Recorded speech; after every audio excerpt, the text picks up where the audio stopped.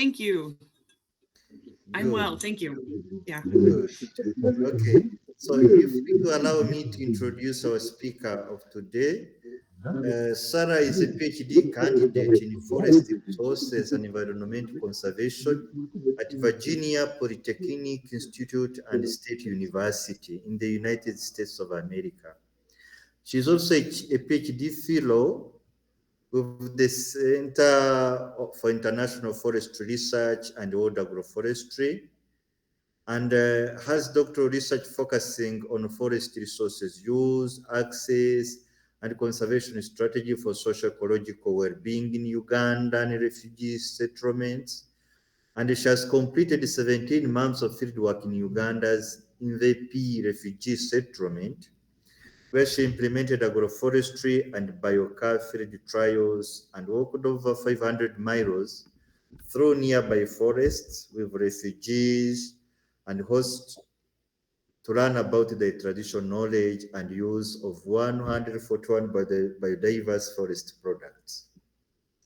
So she holds both a master's and bachelor's degree in social work, which critically inform her focus on the social dynamics surrounding refugee and host forest resource use.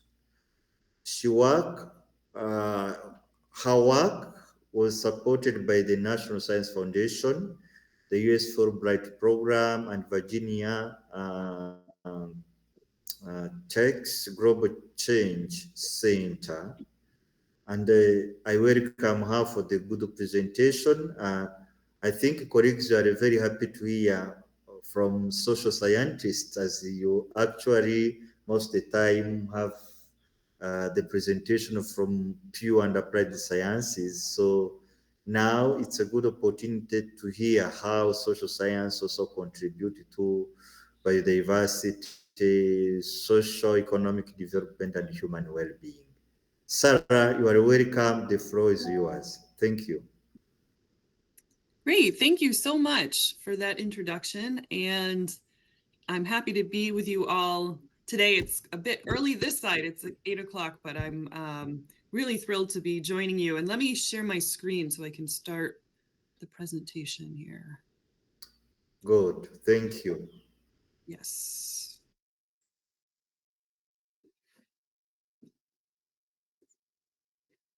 Can you see my screen? Not yet. Let's see. Oh, here it is.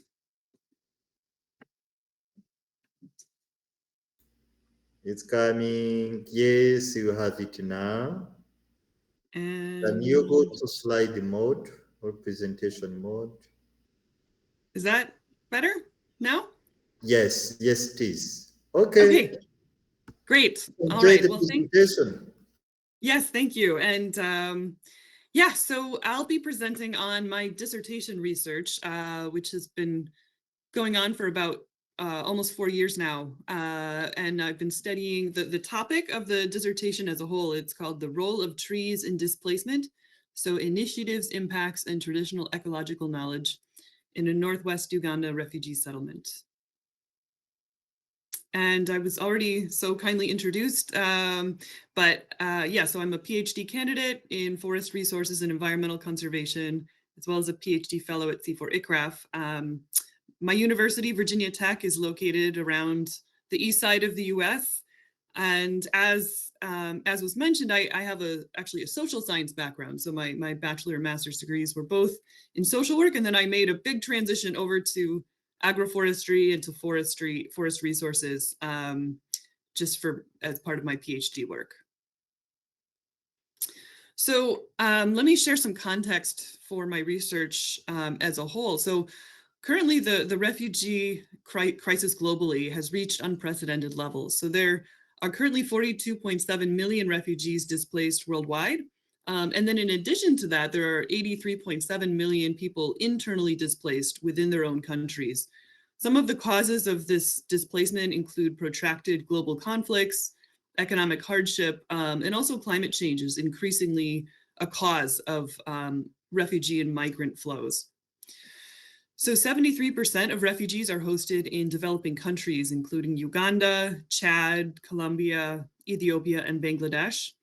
And the average duration of displacement for a refugee is currently 20 years. So I think this often goes overlooked, that it's assumed that refugee displacement is a temporary phenomenon, when actually it's really quite a protracted experience for most people.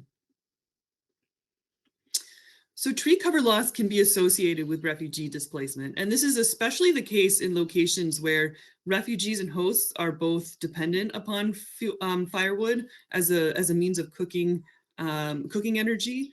Also in cases where folks are constructing homes using timber, where livelihood strategies include charcoal production, brick burning, also tobacco curing is a major source of cutting and burning wood.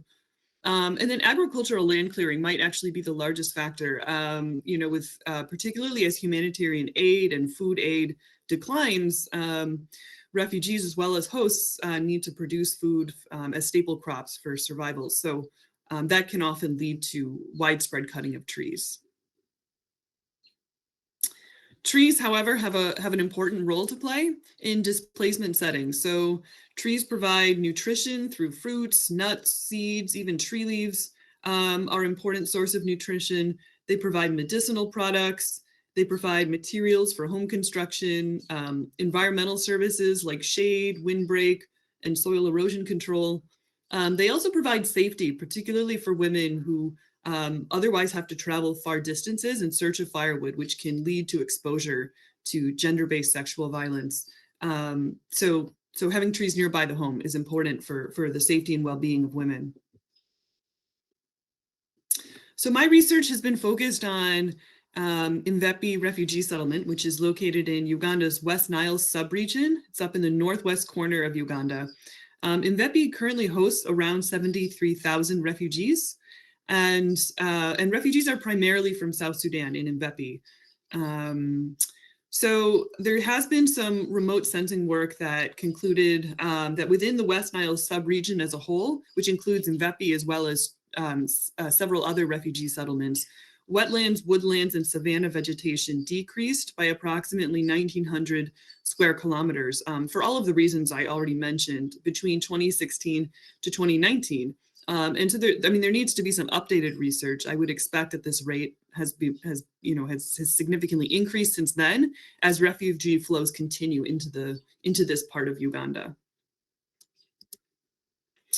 So I'm going to share with you 3 studies that I've been working on, which all are part of my dissertation. So the first one focuses on non-timber forest product use. So how refugees and hosts are using and their knowledge of firewood, food, medicine, and fiber products from the bush. The second study focuses on different types of interventions that are designed to either increase tree cover or retain tree cover in refugee settings. And then third, we're going to look at some field trials that we've been implementing to try and find ways to bring trees back into the agricultural landscape. So starting with the first study, the focus of this study was on, again, the different types of non-timber forest products that refugees and hosts know and use from the areas, the remaining forests surrounding Imvepi. So the goal was to develop some ethnobotanical knowledge, which can help to inform future tree-based programs with refugees and hosts, and help to inform basically conservation efforts moving forward. So the questions are, which non-timber forest products are collected and where are they collected? How are they used? Are there differences in access and use between refugees and hosts? And then do those NTFPs, do they have some market value or subsistence value for refugees and hosts? So my methodology for this study was participatory mapping transect walks. So I walked with refugees and hosts as they went to collect firewood. And along the way, I was collecting information not just about the firewood collection process and the challenges encountered, but also their knowledge of any other foods, medicines, fibers that we encountered as we were walking to collect firewood. And so I completed 240 walks with 120 refugees and then 120 host participants. And the walks in total, came out to 824 kilometers covered, which is around 510 miles. So as we walked, I was collecting the route distance using an Avenza mapping program, and then also the points along the way that were useful for food, for medicine, for fiber collection. These are just some maps that show all of the 240 walks together, and you can see a lot of the walks, they originate within Imvepi's boundaries, which are the black lines. Those are the boundaries of Imvepi's, of three of the larger zones within Imvepi. And then a lot of times folks are walking outside of those boundaries to collect firewood, either going north into Bidi refugee settlement, south into Rhino Camp refugee settlement. So they're looking for areas that have greater tree cover for firewood. And then on the second map shows all of the points that were collected for edible medicinal fiber product areas, as well as areas where people were encountering conflict related to firewood collection. Before we walked, we would have participants draw out the route that we were going to take to help them get in the mindset and get prepared to show us, different important features along the walk. So in this case, this was a route drawn by a refugee participant where she drew her home. The second home that you see in the middle of the drawing is the home of a landowner who is actually someone she rented land from. So that's where she chose to collect her firewood. And this was a really important theme, that typically refugees choose to collect firewood around the home of someone from whom they rent land, because they already have an established social relationship with that landowner. These are reflecting some of the key challenges that were encountered on the firewood walks. So you can see in the sketch drawing here that someone who's carrying firewood, or this was a refugee participant, is being threatened by someone else with a machete. So this was an area where they typically avoided collecting firewood, because in the past they were collecting firewood on this land, they didn't have permission, and then ended up being threatened and having to leave that firewood behind.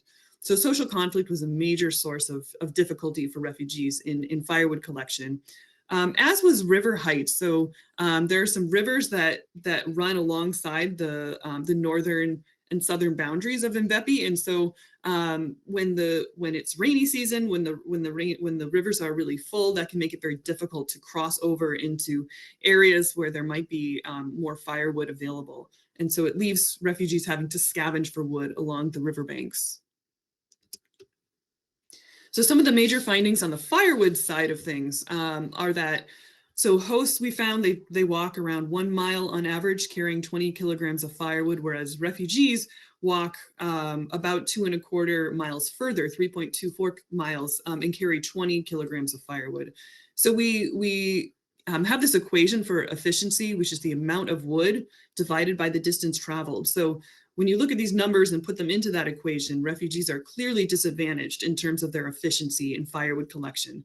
And there were key barriers that were both structural and social. So on the structural side, just the fact that refugee settlements are highly populated means that it's a much further distance for refugees from their home site to reach the nearest available source of firewood.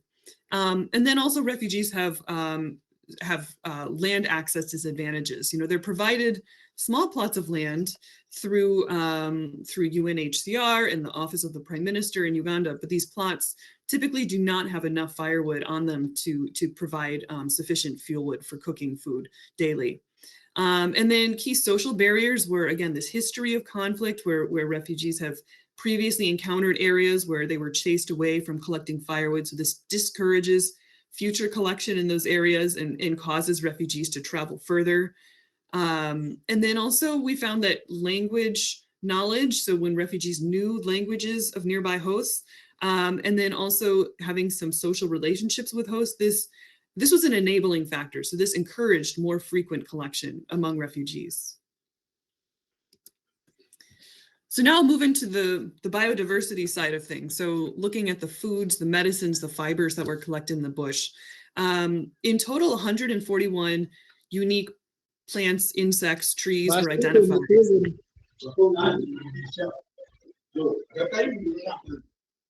Hello? Yes, someone is making noise. Who is called the consideration? No problem. Yeah, let's go on maybe. Yeah, thank you. Go on, please. Okay, thank you. So of these 141 products that were identified, 67 were edible. And there were 5 identified on average, 5 edible products identified on average per walk for hosts, 2.6 on average for refugees. Of those products, 88 had medicinal values. And I'll note that many products had edible and medicinal and even fiber value. So there's a lot of multifunctionality. Like a lot of products are useful for many different purposes, but 88 were valuable as a medicine source. And in this case, hosts identified 2.7 products per walk. Refugees identified actually more than hosts, which was really interesting. So refugees were identifying 3.2 medicinal products on average per walk when compared to hosts at 2.7. And then in terms of fiber products, there were 24 fiber NTFPs identified, with hosts identifying around 2 per walk, and then refugees 0.8. So these are just a few examples of some of the 141 products that were collected. And so we were asking folks to identify products, but then in some cases they were also collecting and bringing them back to the home site. And so for instance, here we have someone brought back moringa leaves, which they're going to use for cooking sauce, but also moringa, seed pods have value as a medicinal product for treating malaria and stomach pain. We have berries or fruits of Solenon incanum, which is used to treat stomach pain, or sometimes the fruits were applied directly to treat wounds and boils, and also have a lot of importance for preventing and treating witchcraft, which was an important theme as I was learning about medicinal plants out in the bush. Piliostigma leaves are useful for boiling as a cough treatment, but also the stems are really valuable for creating rope to complete roofs that were being constructed around the settlement. And then Ocimum species that was useful when it was boiled as a tea for treating stomach illness and epilepsy. So these are just a few of the 67 food products that were identified. You can see they include, they range from leaves to, like annona fruits or tamarind fruits. There were also different types of berries. And then I have a photo there of an ant hill. So ants were really edible ants. They were actually, they're actually termites, were an important food product that is typically collected within forests. So these are Belenites aegyptiaca fruits that are being processed by a family. We have a Borassus ethiopium fruit, and then sclerocaria fruits as well were sometimes boiled down into a syrup or made into wine. These are the ants that are being processed. They're typically collected near ant hills in around forests or trees in May or June during the rainy season, and then they're either dry roasted or they're made into a cake that is eaten or sold locally. And then these are some of the medicinal products, things like Kigelia africana fruits, Kaya species, bark or leaves were valuable as medicine.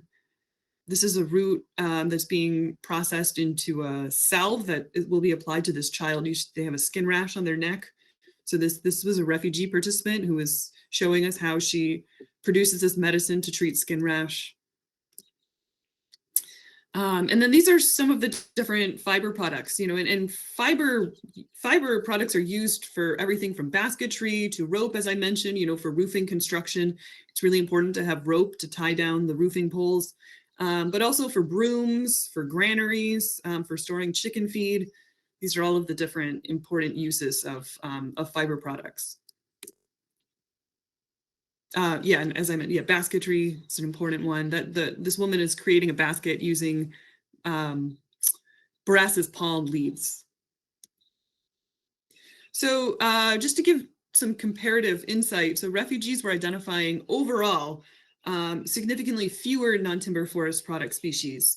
And this was especially the case among younger and female refugee participants. So the differences became less pronounced with age and among male participants, but for younger female refugees, there was a really significant gap between them and the host nationals nearby. So some of the factors include, separation from the home environment.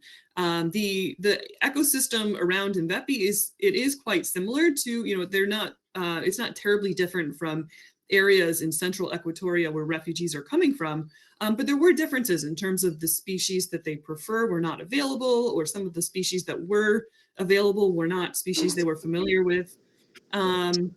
Also, separation from grandparents, who might be really knowledgeable about local ecological knowledge. Many refugees since a young age had been dwelling in urban areas, which were considered safer than living in the bush. So this caused some separation and loss of ecological knowledge. And then within Imvepi, there's exposure to modern schools, which take children, typically they're spending less time in the bush, herding animals or collecting firewood, which is a good thing, but it also leads to lower rates of plant identification potentially. And then also access to modern medicine can decrease reliance on bush medicines.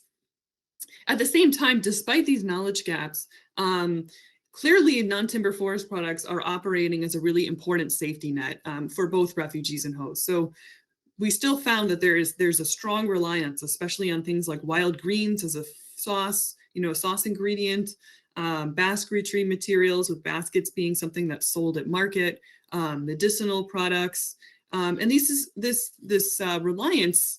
It's expected to grow as food aid and medicinal, and medical services are becoming more scarce and less reliable through humanitarian aid cuts. And so moving forward, there's a real need to focus on developing sustainable value chains for non-timber forest products, and to think about ways to conserve those products moving forward. So that really brings me to my second study, which is focused on comparing different types of humanitarian, environmental, and tree-based interventions in refugee contexts. And this is focused on how to develop more sustainable and also more efficient programs that can help to address tree cover loss and also tree conservation. So I looked at 5 different programs that were being implemented in Imvepi, and this was a qualitative study, so I did interviews with different staff members, and I also convened a focus group discussion to try and learn both from technical and administrative staff about, both what is being implemented in terms of programming and then how it can be improved. So we found that there are 6 basic groupings of interventions that are being implemented within the refugee settlements. So there are interventions that are being implemented at home sites. So these are being implemented around refugee plots of land, the small plots of land that they've been designated through UNHCR in the Office of the Prime Minister. And these include agroforestry, so planting trees that are integrated with livestock or crops at home. And then also fuel efficiency interventions, which are include charcoal briquette production or fuel-efficient stove construction to try and reduce the amount of firewood that's needed at the home to try and cook more efficiently with less wood. Here are some photographs of some home-based agroforestry interventions. You have a home garden with raised beds, and then Markhemia lutea trees are planted around are being planted as a live fence, as a boundary around the home garden. Here are some trees being planted around shower and bathing areas, trying to maximize the use of runoff water and gray water. We have tree leaves being used for protecting tomato seedlings, so really creative ways of integrating trees around the home site. These are creative ways of protecting trees that we found a different home-based agroforestry participant around their home sites. So ways of protecting from goat damage, also irrigation strategies to to keep trees alive during the dry season and the periods of drought within Imvepi. And then, so that was on the home side. Then we also found there were a range of different interventions that are being implemented out in community spaces. So these are typically large tracts of host land, or they're areas around institutions like schools or hospitals that were vacant. So these include community-based agroforestry, where refugee groups are growing their crops between trees that are planted on host land. And so this would allow the trees that are planted to benefit the host in the long term. But meanwhile, refugees are given land access to grow staple crops, and also can benefit from some of the the ecosystem services that come with having trees in agricultural land. We have community-based farmer-managed natural regeneration, which were like 1 acre conservation sites that were fenced off.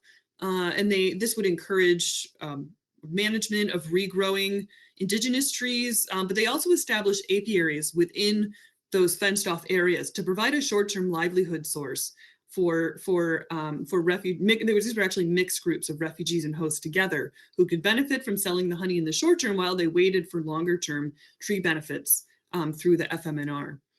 There were woodlots, which were basically just monospecies, typically using exotic species plantings on host land, where refugees were paid cash to come and plant these trees. And then food forests were like multi-layered, multi-species areas where trees, fruit trees, vines, some ground cover were planted to provide long-term community food source.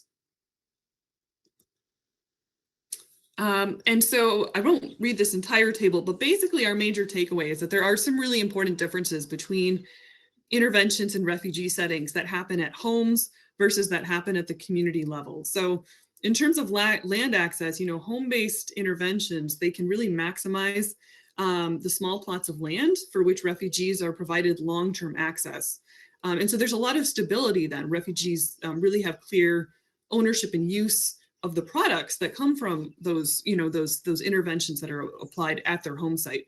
Versus when you look at community-based interventions, these are typically implemented on larger tracts of land, but for which refugees do not have long-term access. So they might benefit for a year, 2 years, but then when the program ends or the land use agreement ends, it's more difficult to maintain that access for refugees. On home-based intervention, some of the livelihood benefits would be tree products, again, for which people have clear user rights, clear ownership. For community-based interventions, the economic benefits were more things like cash flows, for being hired to plant trees, or honey benefits from apiaries.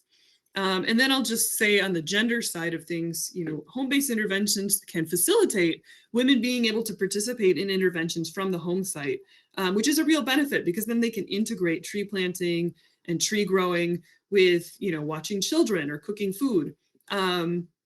Whereas community-based interventions, they actually challenge some of the existing gender norms around women's access to land and employment, which has benefits. It can be an empowering opportunity for women to gain extra access to land and also access to employment opportunities.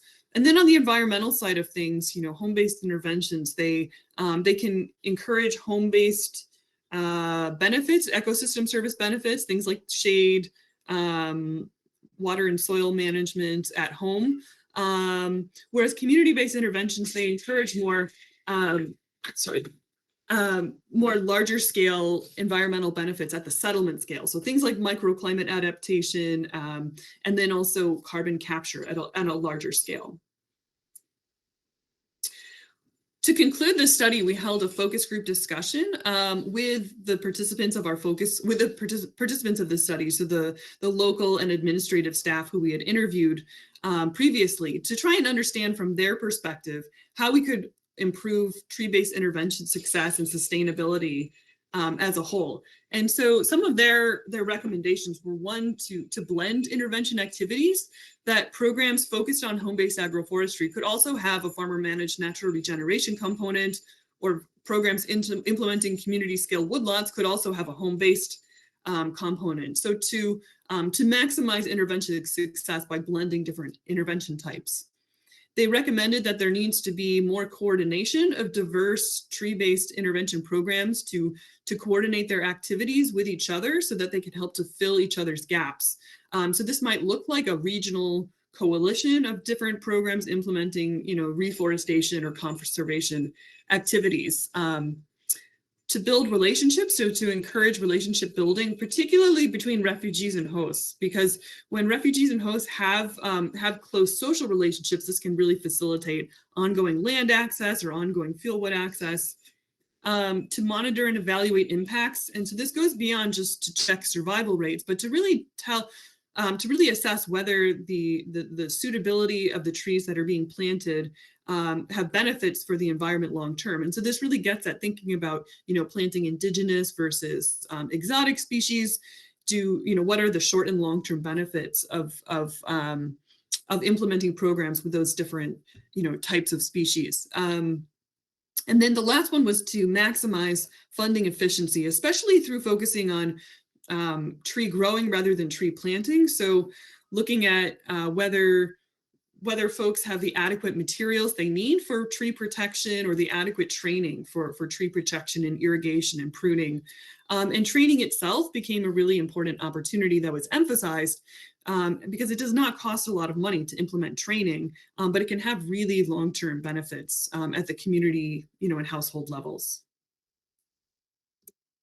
So getting to the end here, the last thing I wanted to share was a recent project that we've been putting in place. So this was to try and implement some field trials to see whether we can bring trees successfully into the agricultural landscape in ways that offer short-term livelihood benefits for either refugee or host farmers. And so as I mentioned before, agricultural expansion is just a reality in refugee contexts where people are needing to grow their own staple crops. There's population expansion. And so the goals of climate smart agriculture, which includes agroforestry, but also includes things like biochar and mulching practices, so are to increase food security, to increase resilience to climate change, to also provide a bioenergy source, because when you have trees planted in croplands, particularly if they're coppicing species, then those trees can be pruned regularly and used as a firewood source. And then also to reduce the environmental degradation that comes from widespread deforestation. So, so part of our field trial is agroforestry. So we have introduced 3 nitrogen-fixing species to be intercropped with staple crops like maize and cassava. And so these species are Calliandra calothyris, we have Cajunus cajun, pigeon pea, and then Albizia gumifera, which is an indigenous species in northern Uganda. And the expected benefits were to improve soil nitrogen, soil moisture levels, and also to improve diversification of crops, because folks will get not just a staple crop, but also a tree source, which can be used either at home or sold at market. And then we also have the second factor of these trials is biochar. So there's a lot of bush burning that happens in Imvepi, with people burning crop residues on agricultural fields or nearby bush areas to try and improve soil quality. But the problem is that then all of the carbon in that material is lost into the atmosphere. There's really minimal gains to the soil long term. And so we wanted to test whether biochar production, where all of these materials are dried and burned deep within a pit, which helps to sequester the carbon within the biochar, can help to provide some short-term benefits to soil quality and in crop production. So the expected benefits of biochar are to improve soil structure, soil carbon levels, and then also water retention within soil. So we've set up some 4 replications of a randomized complete block design, which includes different combinations of trees, crops. There are tree-only plots, crop-only plots, and then biochar applied to 50% of the plots. And these are some of the measurements we're taking. So things like soil chemistry, we're looking at soil aggregate stability, and then we're taking bi-weekly soil moisture and temperature measurements. And so we'll be looking at these different plots over for a 1-year period to see what we can learn about these different interventions and how they are integrated with staple crop production in a context like Imvepi. So that is everything from me. I would love to hear any questions or comments if you've been working on similar kinds of projects yourself, or just, yeah, I'd love to just have a dialogue now if that works. Yeah, thank you very much, Sarah Gista, for the good presentation. We really learned a lot.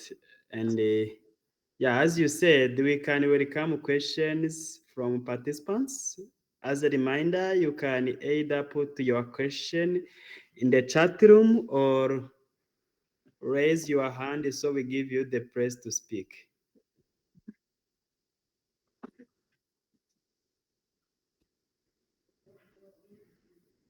Questions and comments are welcome.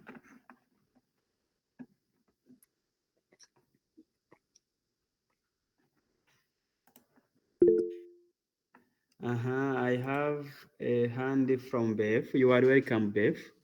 Oh, thank you. Thank you, Sarah, for agreeing to talk in our webinar. That's really interesting work that you're doing. And I wanted to ask you, how scalable do you think it is to look at refugee camps? Maybe if we just say, like, in this region, like in East Africa, for example, in the countries Uganda, Rwanda, Tanzania, for example, where there are refugee camps, there's pressure on the land, and the integration of biodiversity and issues of paying attention to the sustainability. So like the cook stoves issue, and access to fuel wood, and the scalability, I guess, also related to the funding issues, like how much interest is there from organizations that are managing or working with the refugee camps to integrate these issues that you talked about into their planning for the camps. Thanks. Yeah, thank you, Beth, for your question. One thing that's interesting, of those 5 programs that I studied, only one is continuing right now. And so sustainability is a really major challenge. I think what happens is that, in the environment is seen as maybe a last priority when it comes to where resources are allocated in the humanitarian sphere. It's seen as almost like an optional category when compared to things like nutrition or protection, sanitation.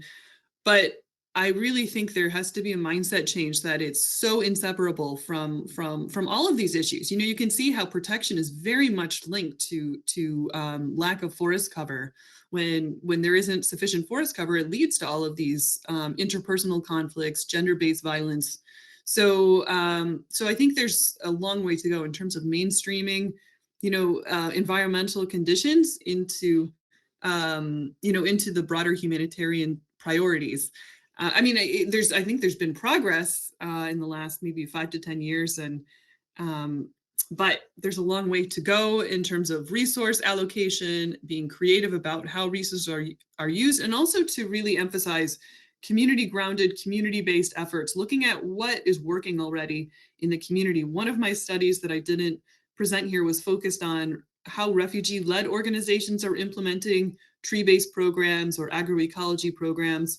So looking at how these small refugee-led organizations are operating with actually no external resources or very minimal external resources, yet still able to grow seedlings, for example, using, growing their own seedlings, using mango leaves as seedling pots, or learning how to construct and train others on constructing fuel-efficient wood stoves or making biochar briquettes, and to provide basically the resources for those organizations to expand what they're already doing, and that the community already is soliciting and wants to have more of. Yeah, thank you. That's great feedback, and I think it's really emblematic of a lot of development issues where the environment is kind of seen as a luxury, like what you're talking about. So I think we still have a lot of work to do to emphasize that link between biodiversity, the environment, and then human well-being. And thanks again for your great work. Thanks, Beth. Yeah, I agree.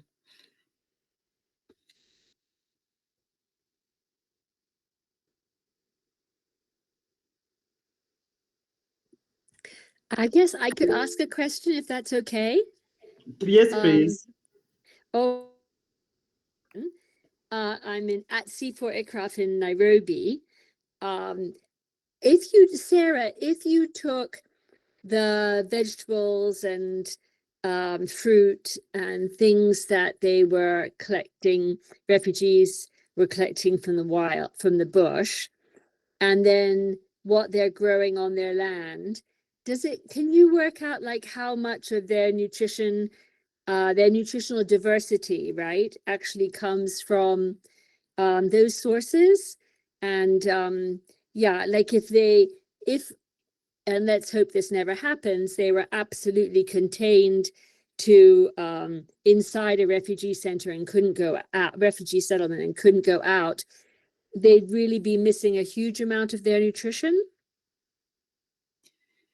Yeah, that's a great question. I mean, I think they would be missing a huge amount of their nutritional diversity. And Yeah. I think the diversity comes so much more from the bush areas and the forest than it does from the home site. And this is a really important, I mean, this is a challenge that I know you're very familiar with, which is that there's a challenge in having folks grow indigenous tree species and diverse tree species on the home site, because there's sometimes, and not always, but there can be a bias against those species that they will take long to produce tree fruits or products that will have livelihood benefits at home. And for some species, that is the case, and for others it isn't. And so so the trees that are grown at home, are more typically things like teak, white teak. There's maybe like 5 or 6 really common species that you see people planting: senna, mangoes, papayas. Yeah, but there would be I think it would be great to identify more of those species that might both be, an indigenous important source of biodiversity in the landscape, but then also, have some short-term benefits. Yeah. Thanks. Yeah. Yeah, thank you very much. I'd like to welcome Apollinaire, then we will go to the chat to see the question of Jaime. Hello, thank you very much, Sarah, for your great presentation. And I just have one question related to the experimental design. So, did you do any experimental test with different combinations of different tree species? You mentioned species like Albizia gumifera, Caliandra, and Cajanus cajan. And how did you select those species? And also, how did you think about trying different tree combinations? Because in your design, I saw that you mix one tree species with other crops. So yeah, I need some clarification on that. Thank you very much. Yeah, so we didn't actually mix tree species with each other. Every plot had crops and one tree species, or crops alone, or the tree species by themselves.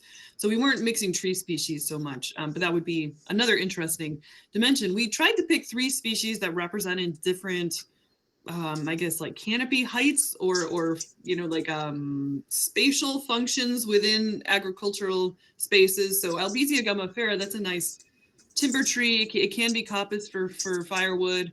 But so it's a much taller kind of tree and it has small leaves, so it doesn't really shade out crops too badly. And so that was the rationale behind that species.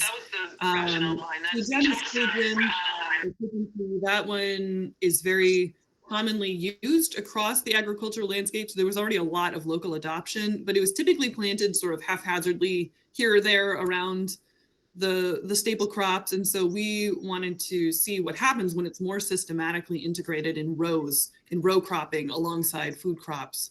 And yeah, and then Caliandra, you know, that one has around in different areas around the world, it's been used as a fodder crop.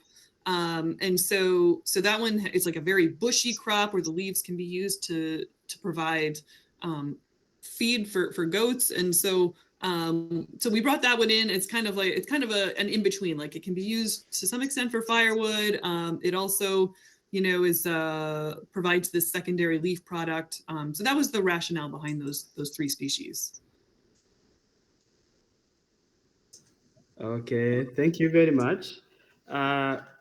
In the chat room, Jaime asked, what could be the strategies for developing a market for bio-based materials, non-timber forest products, or food forests?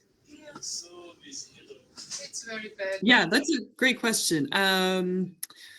So that's actually the area where I'm hoping to go next with my postdoctoral research, is to look at value chains and market opportunities. You know, a lot of products, for example, okay, things like tamarind, shea nut, also balanites fruits, like these offer valuable oil and fruit products that are sold at market, typically in a seasonal way where there's not a lot of income coming in because they're all being sold at the same time by everyone, you know, who has access to those trees. Whereas, you know, if there were some opportunities for folks to maybe press the oils from balanite seeds or even sclerocaria seeds, then maybe they could sell that oil at a higher cost, and also or at a higher benefit, and also be able to sell it year round. Similar, you know, maybe there could be some dried fruit products made from things like local mangoes or tamarind fruits that could, again, have greater shelf life and also provide a larger source of income to folks who are selling them. But my real interest is in those products like shea, tamarind, sclerocaria, where the sale of those fruits or products brings an income source that could potentially outweigh the value of cutting those trees for charcoal, because charcoal is a one-time thing. You cut a tree for charcoal and you get that income once, which right now is you know, it's still an incentive for folks to cut those trees because people are really socioeconomically marginalized, and ever more so as humanitarian aid is cut. Whereas if those value chains were developed, then that could provide a really valuable opportunity for tree conservation, but then also socioeconomic benefits. Yeah, thank you very much. You touched on the question of bakorera mu mwami Telefoza. Yeah, he's also asking whether you could look at the market products. And he says, what about non-market value products? I'd like also to hear about market value products. And I think you touched on the question, and I would like to let you speak about it more if you have more things to say about it. Yeah, I don't think I have too much more to say, except that yeah, I think that's a huge gap, is to find ways to incentivize conservation through, you know, sustainable harvest and then value addition, and a thing that can be finding those win-win opportunities for socioeconomic well-being among refugees and hosts, and then also sustainable use of local resources. Yeah. Unless he has something else he want to ask, he can unmute himself and speak. But before that, I want to go to Simon, who asked, oh, thanks Sarah for a good presentation. What traditional knowledge do refugees bring to help tree planting projects more successful in their settlements? Sorry, can you repeat the first? Yeah, I didn't hear. he is wondering what kind of traditional knowledge refugees are bringing in for tree planting projects. to be successful in the resettlements? Yeah, that's a good question. And I think that would be another interesting study, is to really focus on, what were the practices that were being used for refugees back in South Sudan in terms of tree growing, tree maintenance. My guess is that for many of them, it was not so different from how this situation for host landowners in Uganda, where there's been these, legacy trees and a history of having sufficient tree covers. There hasn't been a lot of need to be engaging in significant tree, tree growing and tree management, aside from maybe timber woodlots, which I've, especially teak woodlots, I know are very popular in South Sudan.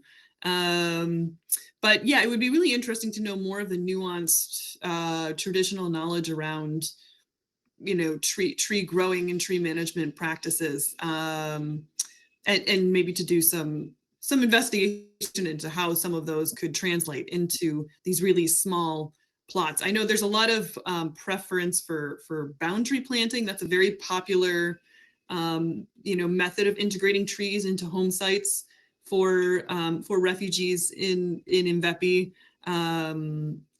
But yeah, I don't have too much else to say on that topic. Okay, yeah. Yeah, thank you very much for answering them.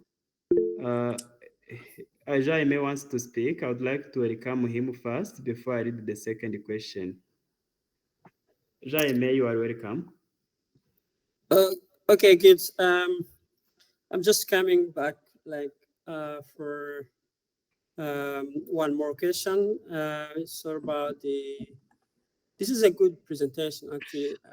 I like the presentations.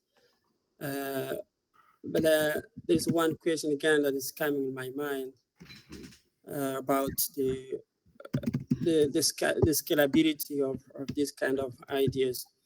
So I want to just ask Sarah if you think this could be like a model for other, for instance, other landscapes, for instance.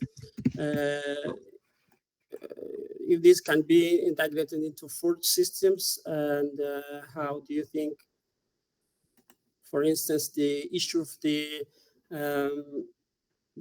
successfulness of the tree planting, and how we integrate these initiatives into, for instance, the carbon market. And yeah, Beth talked about the biodiversity. Do you think this is a very, because we've been planting trees for so many years now, if you see the landscapes, but it seems like agroforestry or tree planting is not really successful, or it's not bringing us to where we want to reach in terms of the carbon sequestration, in terms of the biodiversity. What do you think this could be a model for promoting biodiversity within agricultural landscapes, or we should shift to a different approach, let's say, for example, land sparing? Thank you. Yeah, I think that I like to say that if something can work in the conditions of a refugee settlement like Imvepi, where land access is extremely small and insecure, for refugees, and also for some of the nearby hosts, where there's extreme levels of hunger, insufficient irrigation. I should say pretty much no irrigation access, very limited access to resources. Then if something can work amid all of those conditions, then I think it has an ability to be scalable and to work, in areas where similar challenges exist, but maybe not quite as extreme. So refugee settlements, in my mind, reflect, they are a very extreme condition of circumstances, and so I do think that it's a great place to be testing and experimenting with different types of tree-based interventions, whether they be agroforestry or tree conservation. And the real major takeaway is that none of these interventions work unless there's a very strong and short-term socioeconomic benefit associated with them. And so again, that's why these programs that did community conservation through farmer-managed natural regeneration and indigenous tree regrowing, they implemented, they did it side by side with apiary establishment. So there's the short-term income from honey flows, and then the long-term benefits from indigenous tree growing. And so finding just creative ways to combine those two factors, I think that's really the recipe for success, both in a context like Imvepi, but then also, more broadly speaking around East Africa and nearby regions. I will say also that, Imvepi and Ugandan refugee settlements represent a unique refugee hosting model. When you go to a place like Kenya or Ethiopia, there's more commonly the refugees are hosted in camps where there's closed boundaries and not, possibly not as many opportunities, for tree growing and agroforestry engagement, and also where land plots might be even smaller than they are in Uganda. So that's just an important consideration. But I've seen even in Syria in refugee camps, which are very dense, very urban, there have been some successful projects where people are able to grow some trees at home, to grow, on whatever small plots they have, they're able to grow even things like, flowers or medicinal plants that help to sustain some of that socio-cultural capital that they're bringing with them from where they've been displaced. And I think that's a really important feature of agroforestry and tree-based interventions for refugee populations, is that it helps them to retain that cultural capital that otherwise might be lost. And that cultural capital is very much integrated with ecological knowledge, and ecological practices. Yeah, thank you very much. I like that. Hachizamungu Gaston asked, most of the time refugee camps come to treat two trees, specifically agroforestry, due to high pressure to tree for firewood. I'd like to know the strategy you turn this refugee camp into impactful in forest management. I'm sorry, could you repeat it one more time? Yeah, he's wondering the strategy. He's wondering about the strategy you use. Actually, maybe not you, but maybe the local government or partners, they used to turn refugee camps into impactful in forest management, just to make them make an impact to the forest management.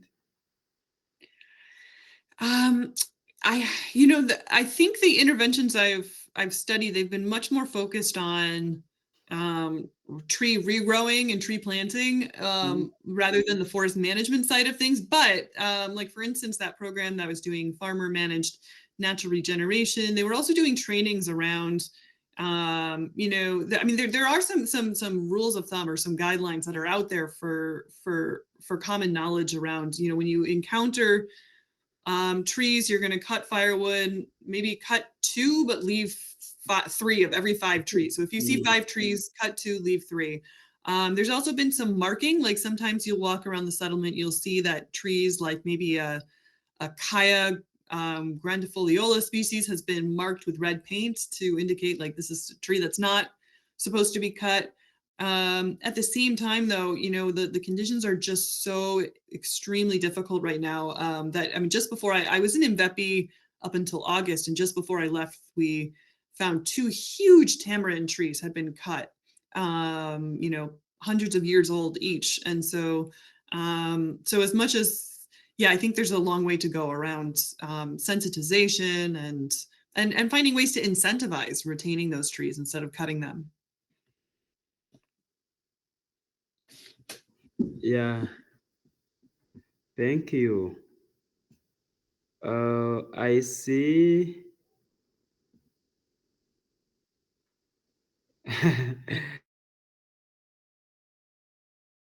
Yeah,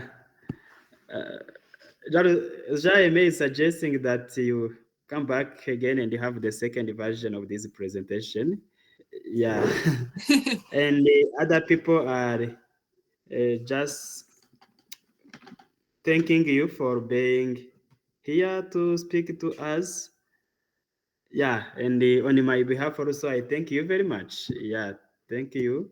Actually, this was a great presentation, and maybe Jaime is looking forward to your postdoc. So you also tell us results from it. Absolutely, I would be thrilled. Yeah. And also we can share collaborations. Yes, please. And Yeah, please. I'm going to put my email right now in the chat, and I encourage anyone to reach out. I should have had it in the slide, but I missed doing that. So I'll put my email here. Please feel yes, free please. to reach out. Yeah, and Sarah, so you know, Jaime is doing his PhD research, also in agroforestry, biodiversity, in agricultural land, topics like those. And he is working with the International Union for Conservation of Nature and also the Rwanda Polytechnic, Kitabi College, where he was working before going to the PhD studies, and even still working there, but on a leave. Yeah, you can understand that you share some Yeah. research Thank you, Anna, topics. for Yeah. introduction. Actually, yes, we do share a lot with Sarah with these current projects, even for like my upcoming postdoc, where I'm going to focus on how to successfully integrating native tree species in agriculture landscapes. My postdoc will be based at the Yale University. So there are a lot of things we can share, and then. Yeah, so particularly I really like, and we can open for collaborations for also for mapping opportunities in these areas of work. Thank you. Great, that sounds great. Yeah, thank you very much. I'd like to close the seminar by here. Thank you all who attended the seminar today. It was very interesting to have you all. And thank you again, Sarah, for speaking to us. As a reminder, I put a link in the chat room, and I would like us to fill it as the attendance register. It's also the opportunity for us to hear your feedback on the talk. Great. Well, thank you so much for having me. I really enjoyed being here, and yeah, maybe I'll check in some other time and hear. You know, I'm sure this is you have other interesting speakers as well, so I'd be glad to join another time. Yes, we have other speakers, but it will be great to have you again next year, 2026. So you tell us more on this very interesting topic. Great. Yeah. Bye. Thank you very much for being here today. And don't forget to fill